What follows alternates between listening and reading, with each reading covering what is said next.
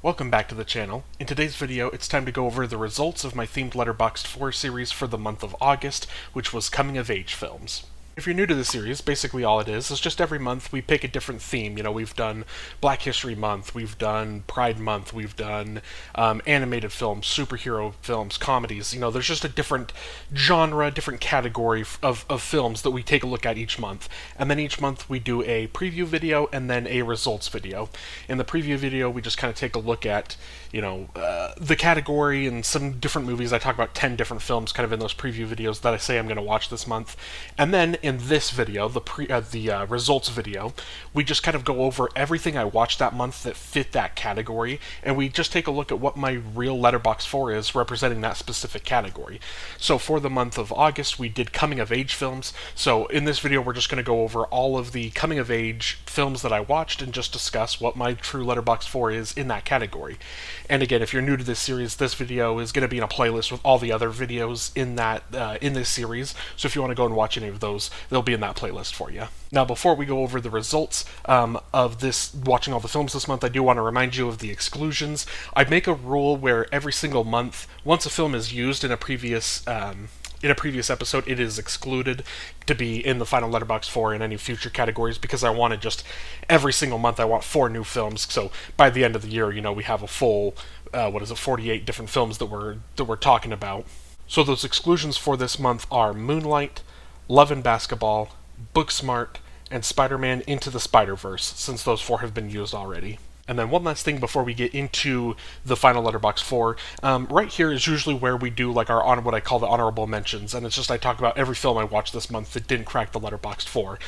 This month we're going to do it a little differently, or just call it a different thing, because I watched a TikTok this week of a girl that was very passionate about her belief that if you're doing any sort of ranking video or any sort of thing, you're allowed like 1 honorable mention. And her thing was like, if you start naming more than 1 or 2 max like honorable mentions, then just rename your list. So instead of doing a top 10 list with 15 honorable mentions, just do a top 25 was essentially her thing. And she was very passionate about it. And then I clicked on the comments and saw that everyone agreed with her, to the point that it was like, I had this realization, I was like, I definitely do that. And granted, I do know for a fact that this girl is not one of the 50 people that has seen my video, the different videos I've done, but it still felt like she was specifically calling me out for it. So we are changing the name of that. So this isn't the honorable mentions anymore. Instead, we're going to be just renaming this the Missed the Cut category.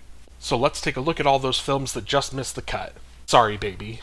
A later stage coming-of-age film that I was close to leaving off the list, but I really wanted the excuse to talk about it. I'm not very familiar with Eva Victor, but they deliver an emotional and beautiful film that is one of my favorites of the year.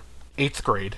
I really wish Bo Burnham would direct another feature film, because he has a great grasp on his characters and their emotions. And while I'm not the biggest fan of the films Elsie Fisher has done post this, they are so good in this that I always look forward to what they do next. Are you there, God? It's me, Margaret. It's still a tragedy that Rachel McAdams couldn't gain any momentum in the Best Supporting Actress race a couple years ago and didn't get the nomination that she deserved.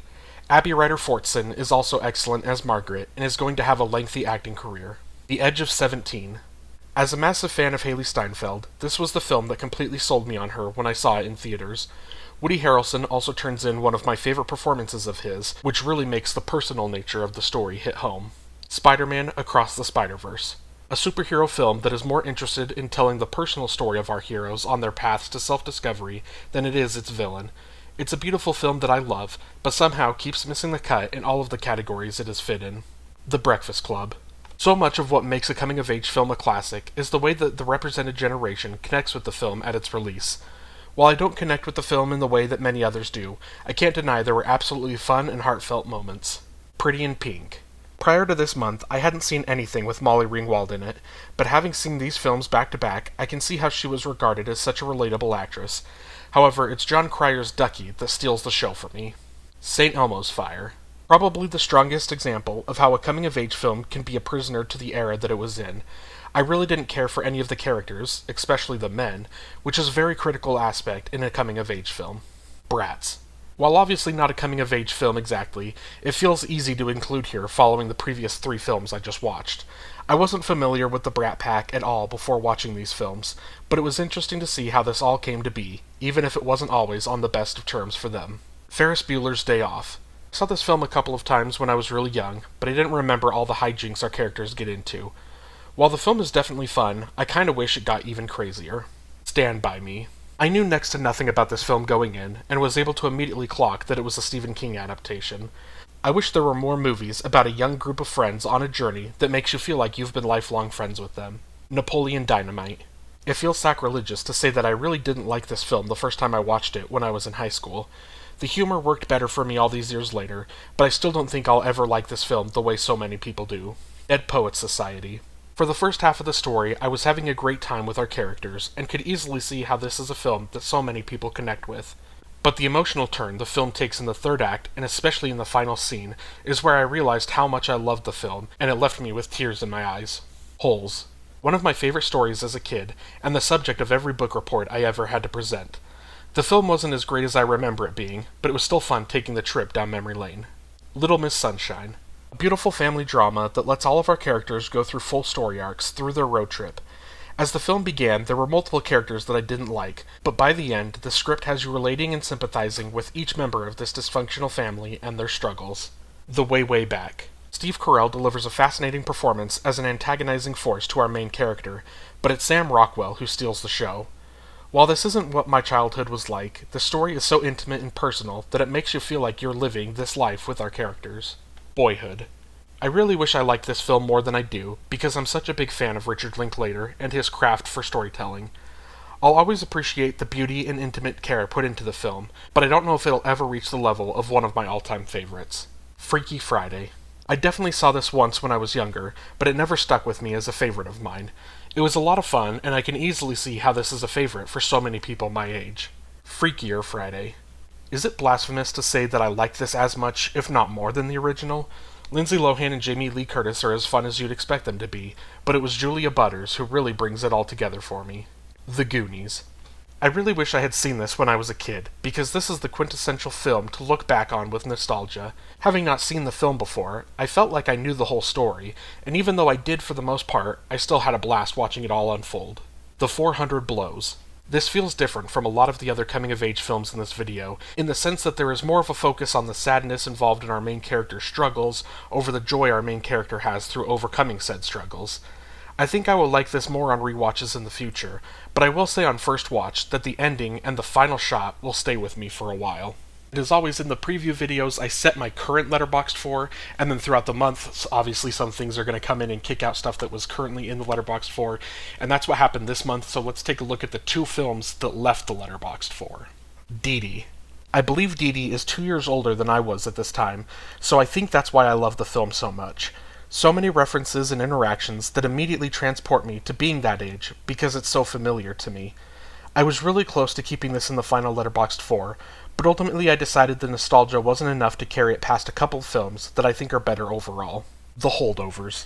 I think I love this film more and more each time I see it. Paul Giamatti, Dominic Sessa, and Da'Vine Joy Randolph all have excellent chemistry. The way they all come together for the emotional final act gets me every single time. This was also close to staying in the final Letterboxd for, but I ultimately decided that since the main character isn't the one coming of age, that I would lean in that direction. And without further ado, let's take a look at the final Letterboxd for. Good Will Hunting. Headstrong yet aimless, Will Hunting has a genius-level IQ, but chooses to work as a janitor at MIT. When he secretly solves highly difficult graduate-level math problems, his talents are discovered by Professor Gerald Lambeau, who decides to help the misguided youth reach his potential. When Will is arrested for attacking a police officer, Professor Lambeau makes a deal to get leniency for him if he gets court-ordered therapy. Eventually, therapist Dr. Sean Maguire helps Will confront the demons that are holding him back. The film won 2 Oscars at the 1998 Academy Awards, Best Supporting Actor for Robin Williams, and Best Writing Screenplay written directly for the screen.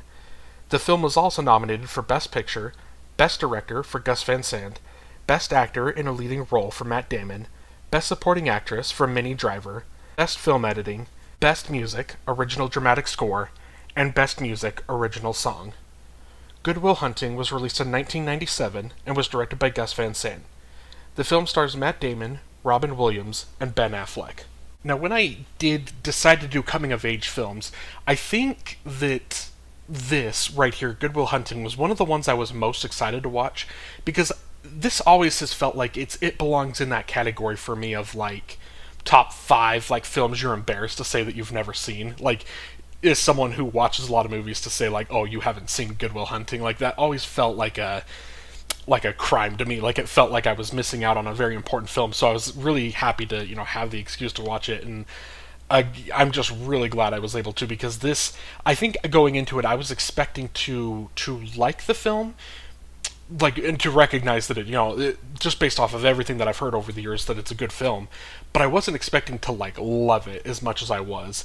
And it's another one of those films that I had heard, you hear people tell jokes about, I guess not necessarily the film, but just kind of like Matt Damon and Ben Affleck in particular, and you hear a lot of kind of these jokes about kind of a lot of their early stuff that you go into it and you think like, oh, that's going to be just probably like a good film, but I don't think it's going to like emotionally connect with me in a way. And then every time I watch it, like a film with Matt Damon and Ben Affleck, especially, or like a film that the two of them came together, I'm just blown away, and it makes me realize like how much I like them as not just like as actors. And I don't, off the top of my head, I'm probably missing something. I don't know if Matt Damon has directed, but obviously Ben Affleck has directed some films, and I don't necessarily know if it's like the acting or directing from them that I like as much as it's just their writing. Their screenplay here is just so beautiful. Like, this whole film is very centered around the screenplay. That is the strength of the film. I guess I should say that, and then the acting of Robin Williams, because again, Matt Damon is a fantastic actor in this, but I think he plays a very specific, very headstrong character that doesn't get to show a whole lot or play with his emotions a whole lot until kind of the third act, and then in those moments you're like, whoa, Matt Damon really is acting here, like, this is incredible. But you get from Robin Williams' perspective, you're getting that the entire film. You're really getting this, and I think maybe it helps with Robin Williams in the sense that you get to see the acting he's doing, because in the scenes that they share in these meetings as Will Hunting is going through therapy, you're seeing like him kind of brushing it off or being too cool, and just kind of ignoring Robin Williams a little bit, and then he'll leave, and then you get the scene, so you get, Robin Williams interacting with Matt Damon, then Matt Damon's character leave, and then you're just getting Robin Williams in there by himself, and so you're getting to kind of see two sides of him. You're seeing how he's presenting himself to Will Hunting, but then you're also seeing how he's presenting to when it's just him, like his true nature and how he feels about the interaction that he just had with Matt Damon. And also Robin Williams' character gets a couple just phenomenal like monologues in this film. There are multiple moments with him that he is kind of the beneficiary, I think, of this screenplay. The screenplay gives him so many moments to shine as an actor, and he's just phenomenal in this. And the acting from everyone else top to bottom is pretty good. Ben Affleck he has definitely less scenes than I felt like I was prepared for him to have when I was watching it. I thought he was going to be a lot more of a main character, but he's kind of just pops in here and there for a couple impact scenes, and especially toward the end, he kind of gets a lot of these very strong final moments and this kind of that I like. I don't want to. Obviously, it's an old film, but just on my channel, I just don't like to spoil a lot of films and endings. But he kind of has where it kind of was a conversation that he has with Matt Damon, where he's kind of alluding to something that he wants to see for him in his future, and then that's where the film kind of ends, is with that kind of coming true. The callback to this conversation, and so Ben Affleck does get a couple of those star moments to shine. But I think it's really is the screenplay of this film is what really did it for me. And I want to point out here that, in particular, I love the ending of this film. The way this film ends is so touching, and it's not just, the final kind of moments or the resolution coming, through the therapy with Robin Williams' character, but it's like the 10-15 minutes after, where after, the therapy worked and kind of, fixed Will Hunting, or at least kind of had him refocus his attention a little bit. He then makes a couple decisions in these last 15 minutes that are just like beautiful, and the story, the way it's written around all these characters as they're all kind of departing and stuff, it's so well done. And in the moment, I couldn't help but think there is something about, and I'm not as familiar, I don't think, with like Matt Damon's whole like filmography as I guess I'm getting with kind of Ben Affleck's, but there's something about Ben Affleck specifically in films that he wrote or directed. He has an understanding, because like this felt a lot like The Town to me. Like the ending of the film, obviously it's not the same, but like it felt like the ending of The Town, in a sense that it's like the perfect bow for the story. And there's something about Ben Affleck specifically that I think he really knows how to nail the endings of his films, how to really kind of bring it all together and leave you with like an emotion where you leave the film and you think like, I just experienced something. I got to see a film, I got to see something that really impacted me, that was really emotional, that took me on a journey, that took me somewhere, and it ends with like the perfect cherry on top. And there's something just beautiful specifically about, I think, Ben Affleck's writing and directing, that he's able to do that. And I just really loved where this film ended. And I went into this thinking I was going to like Good Will Hunting. I didn't realize I was going to love it enough to the point that it was going to crack the final Letterboxd 4. Jojo Rabbit. A World War II satire that follows a lonely German boy whose worldview is turned upside down when he discovers that his single mother is hiding a young Jewish girl in their attic. Aided by only his idiotic imaginary friend, Adolf Hitler, Jojo must confront his blind nationalism. The film won the Oscar for Best Adapted Screenplay at the 2020 Academy Awards. The film was also nominated for Best Picture, Best Supporting Actress for Scarlett Johansson, Best Editing, Best Costume Design, and Best Production Design. Jojo Rabbit was released in 2019 and was directed by Taika Waititi. The film stars Roman Griffin Davis, Thomasin McKenzie, and Scarlett Johansson. Now, much like last month, where I just completely forgot about Unbreakable as like a superhero film, this month I kind of just completely forgot about Jojo Rabbit as a coming-of-age film. And I think part of the reason why is pretty obvious, in the sense that I think the whole point of coming-of-age films is it's a film where you're watching a young kid who is going through challenges, and he's going through struggles, and he's growing, and he's facing adversity, and he's becoming a better person through all of this, through kind of that, in that typical kind of teenage years. And so I think you're watching a coming-of-age film, and you're supposed to see yourself as that character. You're supposed to kind of relate. It's supposed to be a film that, you know, you're seeing all of this happen to someone, and you're like, oh, I can relate to that. I remember that. These are like the things we all went through as we were all coming of age as well. Jojo Rabbit isn't necessarily a film that you're connecting with any of that and thinking like, oh yes, like this is so familiar, because this wasn't our childhood. This isn't what we grew up with. But at the same time, this is very much a coming-of-age story, just told through a boy that happens to be coming of age through Nazi Germany. And it is told from this perspective of someone who is very, like, indoctrinated and is kind of force-fed his beliefs as a young age, and he's this stubborn kid that thinks he knows what he believes and thinks he knows, you know, because the people around him tell him things. And even though, you know, his mother, you know, doesn't believe and it has differing viewpoints, Jojo's kind of just been indoctrinated and learned from classmates and from, you know, school and from people that he socializes with outside of outside of home, where they are such fanatics that they put this all on him, and he's grown up thinking that like he has to be a Nazi, and this is who he is, and this is his destiny, and this is what he's going to become, and he doesn't quite kind of ever really make that connection where seeing his mother wishing that he would be different and raise him differently to where he doesn't, you know, isn't the, I think she specifically uses the word fanatic, like calls him a fanatic multiple times throughout the film. And so again, Jojo Rabbit is just this kind of this beautiful story told through, again, a young character who is growing and maturing, and as the film goes on and as he's kind of learning more and more and seeing kind of the truth of what he believes, where he's being told certain things and then he's seeing things that kind of contradict what he's being taught. And obviously the biggest thing being that Thomasin Mackenzie, who's this Jewish girl that's in his kind of in like the storage closet or whatever, I guess in the attic is what it says in the description, in his sister's room.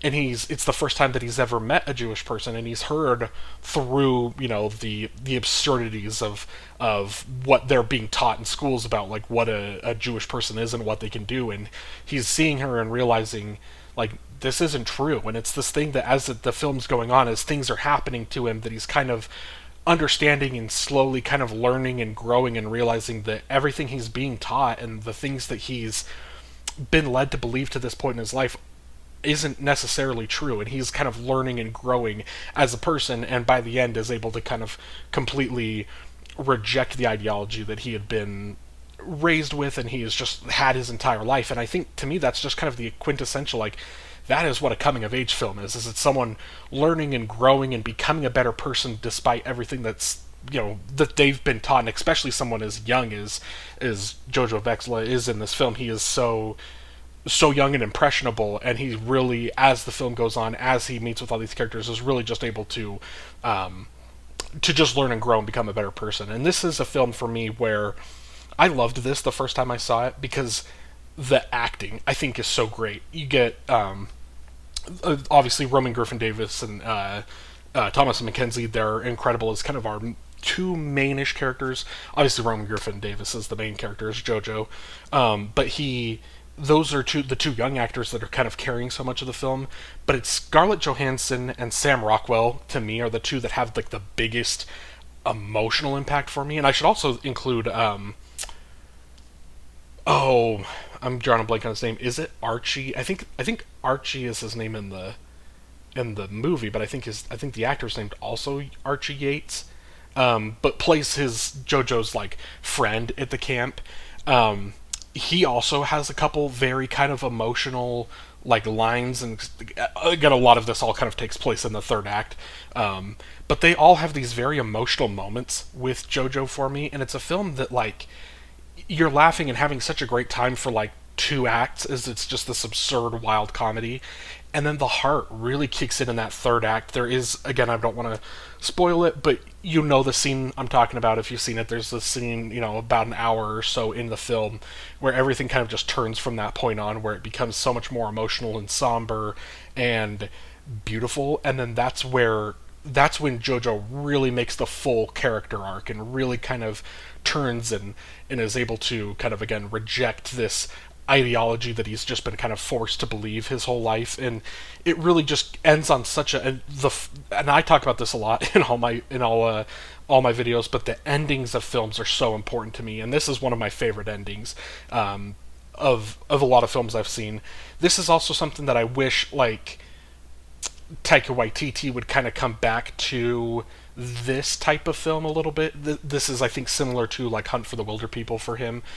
I think this is the pocket where I think that Taika Waititi is very good. He's very good at these kind of coming-of-age films, these focusing on younger kids, and his humor gets to kind of still can kind of be a little bit crazy, but it's a little bit more in check. When he's doing Love and Thunder and Next Goal Wins, when he does these absurd comedies where he's just kind of going into his comedic styles, like a little too much, as opposed to kind of like keeping the heart where like the heart should be in the story. I think that's where he kind of loses it a little bit. But when Taika Waititi is firing on all cylinders, like he is in Jojo Rabbit, can become one of my favorite films, because this is, from start to finish, it is funny, it's sad, it's beautiful, it's heartwarming, it's devastating. Like, it makes you feel the whole range of emotions all the way throughout the film, and ultimately it's just a very satisfying and ultimately just, in my opinion, a great film.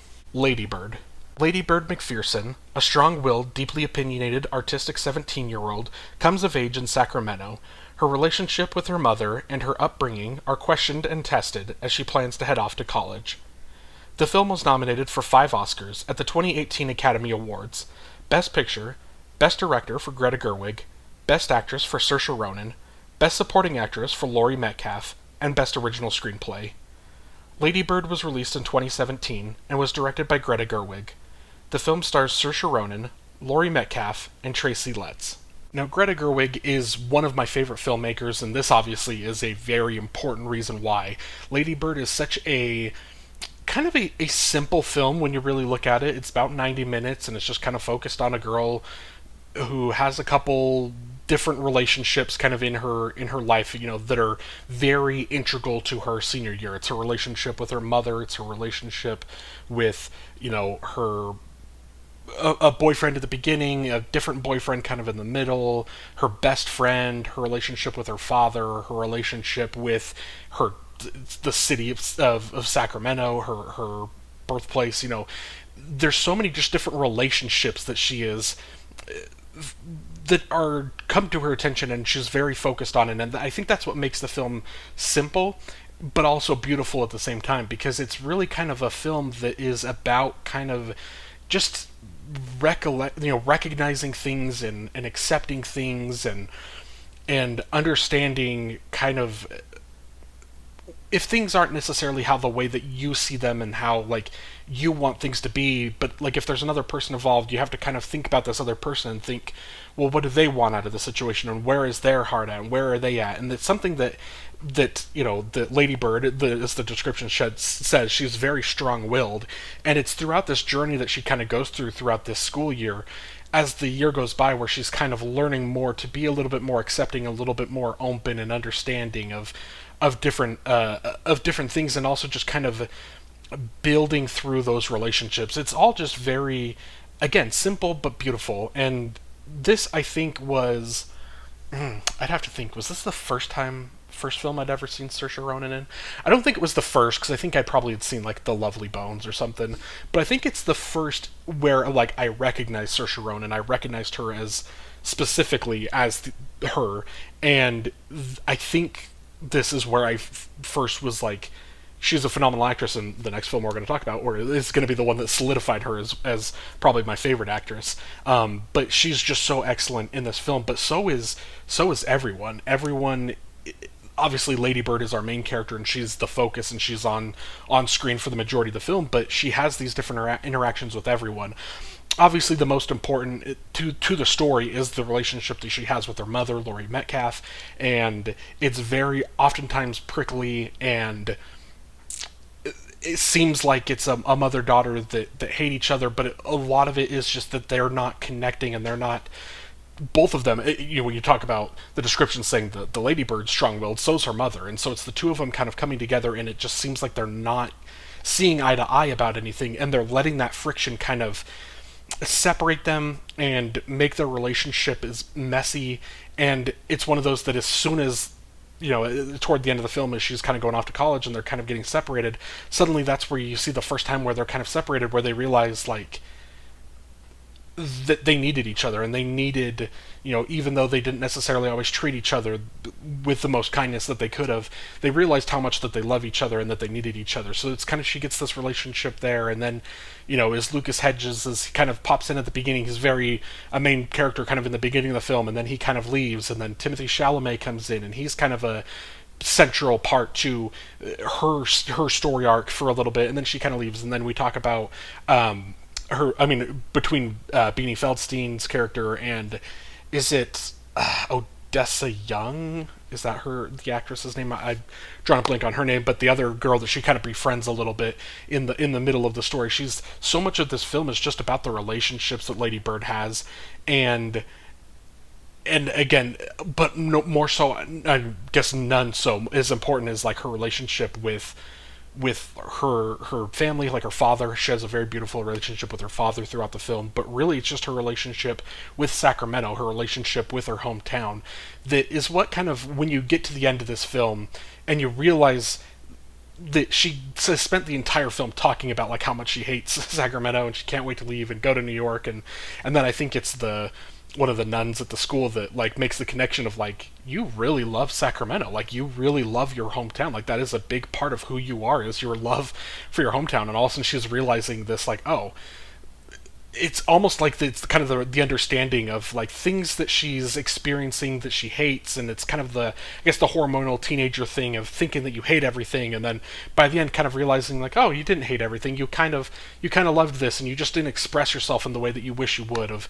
And I think that that is a big part of this film, is just coming to grips and understanding and mending the relationships that we have in our life, but also understanding where our emotions are and understanding what we think about, things that we say that we hate. What are our true feelings, and what are our true thoughts about that? And so there's just so much about Lady Bird that's just about perception and about these relationships that just makes it a very kind of oftentimes funny, but for the most part just very tender and very sweet story based on, I believe, I don't know exactly how much of it is based on Greta Gerwig's life, but there's so much personal detail in there that you can tell there definitely is a decent amount of it that is built on her personal life. But really, by the end, it's just such a beautiful, touching, emotional film that, I mean, definitely had me more of a mess the first time I was definitely crying the first time I watched it, and each additional rewatch since, I don't necessarily get that emotional and cry, but I get like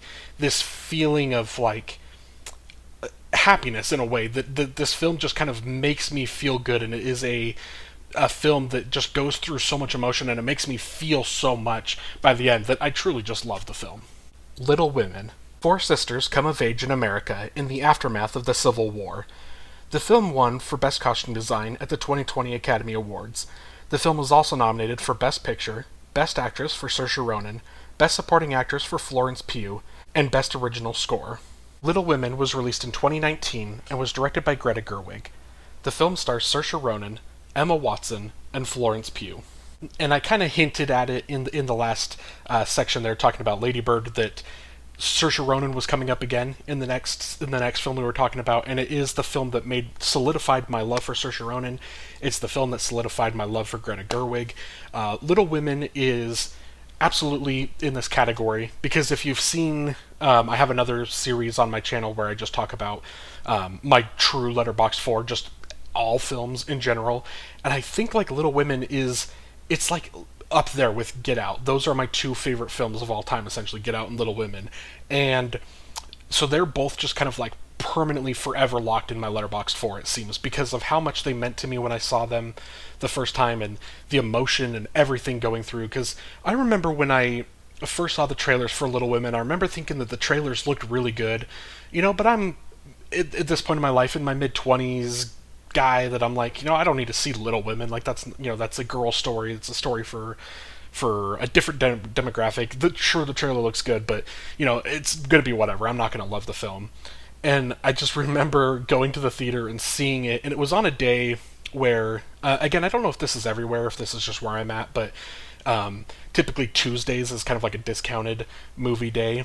And so I remember this specific day that I saw Little Women in theaters. I saw multiple films in theater. Like, I had the day off work and was just at the theater all day, essentially. And I remember kind of going from movie to movie, and got to Little Women toward the end of the night, and walked in and just like was so caught off guard by how much I was going to love this film immediately on first watch. Like, that's the thing for me, that for me personally, it takes me a little bit. I think I'll see a lot of films, and I maybe like loved it on first watch, but I still am like, oh, it's like a 4.5, and then it's like with each additional rewatch, that's what like bumps films up to like a 5-star movie for me, is if I just love it more and more on each additional rewatch. Little Women out the gates was like a 5 out of 5. It was a perfect movie, and I still love it more and more on each additional rewatch. It's just such a beautiful film, and it's one that, again, I'm going to put a link to that video in the description where I talk about Little Women in more detail if you want to hear my full thoughts on everything. But it's just the acting, the writing, the directing, everything about Greta Gerwig's Little Women is just so beautiful. It's so emotional, and it's just, I don't know if there's a film that like warms my heart as much as that Little Women adaptation does. And if you're familiar with the story of Little Women, there are certainly, emotional moments, and there's sad moments, and there's devastating moments in the film. But there are so many moments, just simple things, simple gestures between family, between neighbors, between a community trying to do what's right, a mother that is instilling these principles in her daughters, and a father who, is away but is still such an important figure in like their lives, to where everything, they make decisions based on like what would father think, what would he think if we do certain things. Like, there's so much about this that is just beautiful and heartwarming. And it's another one where kind of toward the end of the film, it kind of it feels like it's leading kind of one direction, and then it kind of reaches that spot, but then it spends an extra maybe 10-15 minutes kind of doing something different, something unique toward the ending of its film, that to me it's just beautiful. It's an excellent, kind of finish to the film. You get to see all of these different characters. Every character is so unique, and this is something that I talked about in that video that I'm going to put in the description if you want to see that, where I talk about how each daughter, each sister, like represents like a different characteristic and a different trait, like a different thing that, like, whether it's envy or anger or like different things like this, they have these specific kind of character weaknesses that they all kind of have these moments to learn and to grow and come of age, essentially, as they grow. And this is a fun one too, because you do see the characters. There's kind of two timelines going on here in the story, so you get to see the characters really where they are younger selves, and then you get to see the older selves where they have kind of made these the character growth, and they've learned from different things. And it really is just altogether, it's a beautiful film. I love it so much. This is why Saoirse Ronan is my favorite actress. Greta Gerwig is one of my top 2, 3 favorite directors. I love everything about this film, and if you haven't seen it, do yourself a favor and check out Little Women. And that's it.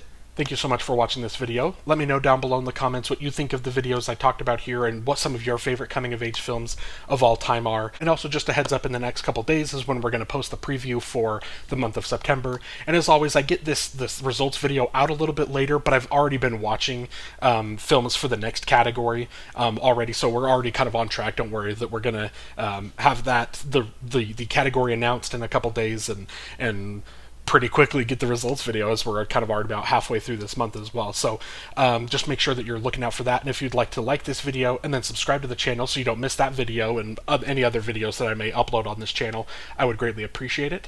And have a great day.